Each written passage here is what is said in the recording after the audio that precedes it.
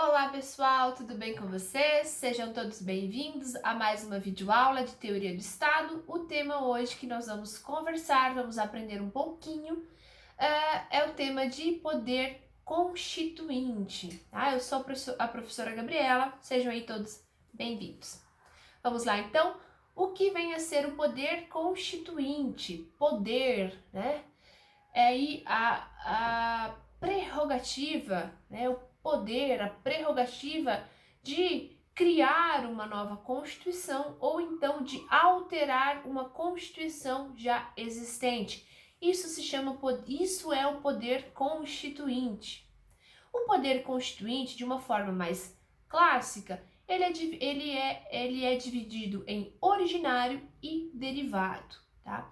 O que vem a ser o poder constituinte originário? O poder constituinte originário é aquele poder que dá origem a uma nova Constituição, a uma nova ordem constitucional. Ao poder constituinte, por exemplo, que deu origem à Constituição de 1988, que é a nossa Constituição. Já o poder, por ele ser originário, criar uma nova ordem constitucional dentro de um Estado, ele tem algumas características. Ele é inicial, ilimitado, autônomo e incondicionado, tá? Isso aí, teoria mais clássica. Já o poder constituinte derivado, ele deriva, né? Ele vem do poder constituinte originário. Por isso, ele tem duas características, que ele é condicionado e subordinado, tá? E ele se divide em reformador, decorrente e revisor. O que vem a ser o poder constituinte derivado reformador? É aquele poder, né, criado pelo poder constituinte originário de modificar a Constituição. E como isso é feito em nosso ordenamento jurídico? Por meio das emendas constitucionais que estão previstas aí, a emenda constitucional ela está prevista no artigo 60 da Constituição, desde que, sempre importante frisar, que sejam respeitadas as cláusulas pétreas que estão aí, essa vedação, né, ao respeito às cláusulas pétreas, estão previstas no artigo 60, parágrafo 4º. Então, diz que não será objeto de deliberação a proposta de emenda tendente a abolir a forma federativa de Estado, o voto direto, secreto, universal e periódico, a separação dos poderes e os direitos e garantias fundamentais. Então, pode aí, através do poder derivado reformador, ser alterada a Constituição? Sim, por meio das emendas à Constituição, desde que respeitado aí o parágrafo 4º, que traz as cláusulas pétreas, cláusulas imutáveis. Continuando, existe também o poder constituinte derivado decorrente, que é o poder concedido aí aos Estados-membros de criarem as suas próprias constituições.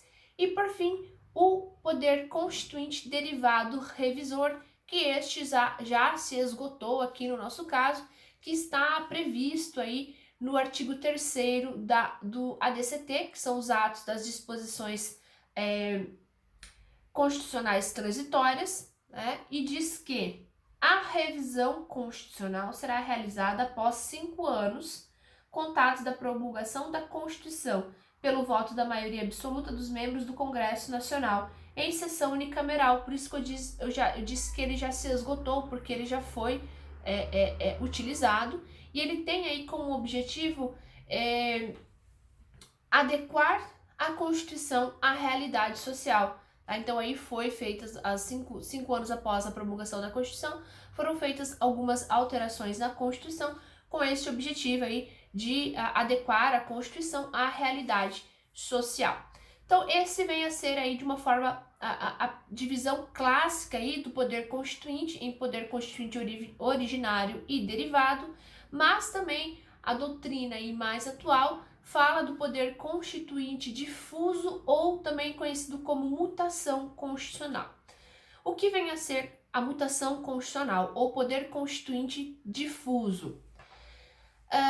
Este Instituto Mutação Constitucional, ele não tem por objetivo alterar o texto de lei, como ocorre, por exemplo, com uma emenda à Constituição. Ele tem outro objetivo. Ele traz uma nova interpretação ao texto de lei, ao texto da lei constitucional. O texto continua o mesmo, o que muda é a interpretação.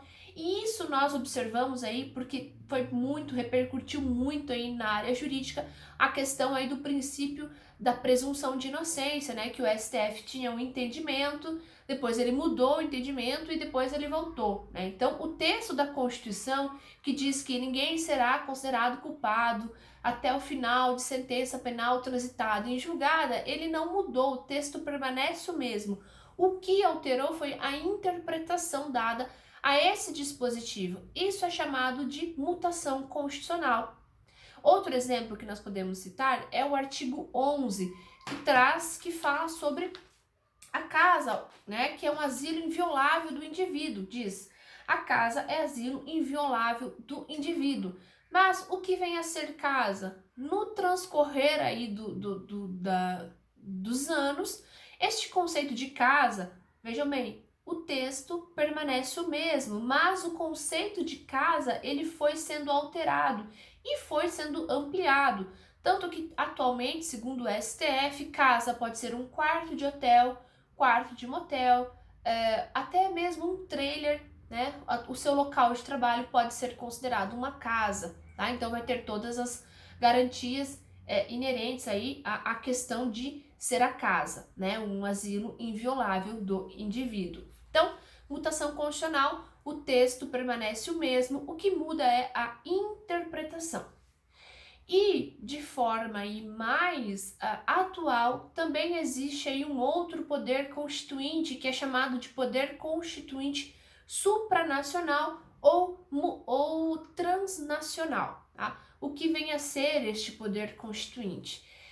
Este poder constituinte ele ganhou mais força aí após a Segunda Guerra Mundial e ele tem por objetivo uma efetivação maior dos direitos e garantias individuais, bem como dos direitos sociais também, tá? Então, muito embora ele nasce também, surge aí com a questão da globalização, tá? Então, muito embora talvez a Constituição não traga um direito expresso, essa mutação, esse poder constituinte supranacional, ele tem aí um objetivo de fazer uma análise não apenas da Constituição, mas dos tratados internacionais de direitos e garantias individuais e sociais, tá? Então, muito embora a Constituição ela não traz aí para nós, não tipifique, não exista na nossa Constituição determinado direito expresso, mas fazendo-se uma análise aí dos tratados internacionais que tem por objetivo a segurança, né, o cumprimento aí do respeito aos direitos individuais e sociais, chega-se à conclusão que deve ser aplicado determinado direito. Então vamos aqui dar um exemplo. Esse direito: ninguém será obrigado a produzir provas contra si mesmo.